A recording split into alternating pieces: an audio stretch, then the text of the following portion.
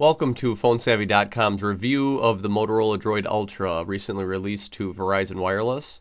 I want to go over the specifications of this device and give a little comparison to the older Droid Razr series like the Razr HD and Razr Max, and also what additional benefits and features were added to this device compared to the old Razr series.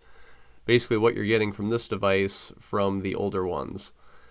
We'll start with the specifications. The Droid Ultra has a 1.7 gigahertz processor, and it has 16 gigabytes of internal storage, 2 gigabyte RAM, and you're looking at a 720 by 1280 pixel screen, high definition, and this is a 5-inch display. The Droid Mini is very similar in specifications. It's just basically a smaller device, so you're really debating between what size you want the device to be.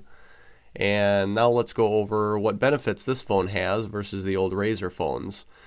For the most part, everything's pretty much the same. It does have a few additional features that are built into the phone that you never had before. Most of the settings are going to look the same. One of the biggest benefits is the camera on the phone is a 10 megapixel camera, and they do have an option to bring up the camera without having to find the camera application, which comes in handy if you need to take a picture and the window of opportunity to take that picture is very small. A lot of us find ourselves fumbling through the phone trying to find our camera app. Well, one of the features is you can flick your wrist a few times and it will bring up the camera without you having to go through and find the camera application. So just hold the phone, twist your wrist a few times, and it will bring up your camera. The camera has a little bit different settings option. You slide your finger from left to right and it brings up a wheel of different settings that you can change. This is the flick your wrist feature, which by default is on. If you touch that, it will disable that and the blue line will be gone. So that's how you turn that on and off, or any of the setting changes on the camera. And it does have what's called Miracast wireless video, which basically replaces an HDMI cable. The old Razrs had an HDMI port which allowed you to connect your phone to your computer or your HD TV, and you can see everything that's on your phone on your television. So if you want to watch videos or look at pictures on your TV, you can do that with this using Miracast wireless video. That option was not available in the old Droid Razr series. Another feature is the Droid Zap. If you go into your settings on the Droid Ultra, it has an option called Droid Zap. When you enable that, it allows you to transfer photos and videos from this phone to another phone that has Droid Zap in your geographical location. So let's say a few of your friends have this same phone and you take a nice photo and they want it. Instead of picture messaging it to them, you can actually just flick with 2 fingers on the photo and it will send it into a little cloud, and people that are in your nearby area, it's based on GPS, so they have to be near you.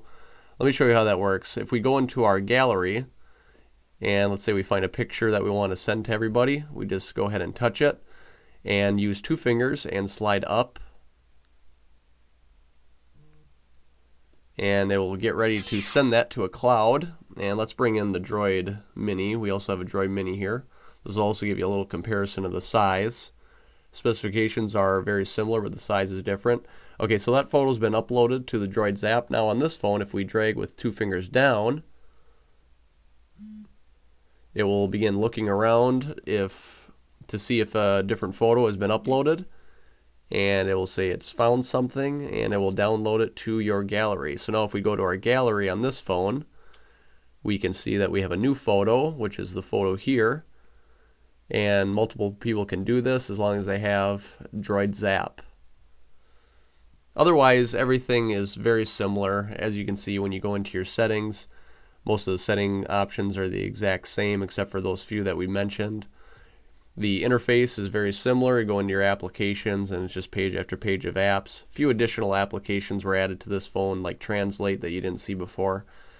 Otherwise, you're looking at just a more upgraded, better specification device.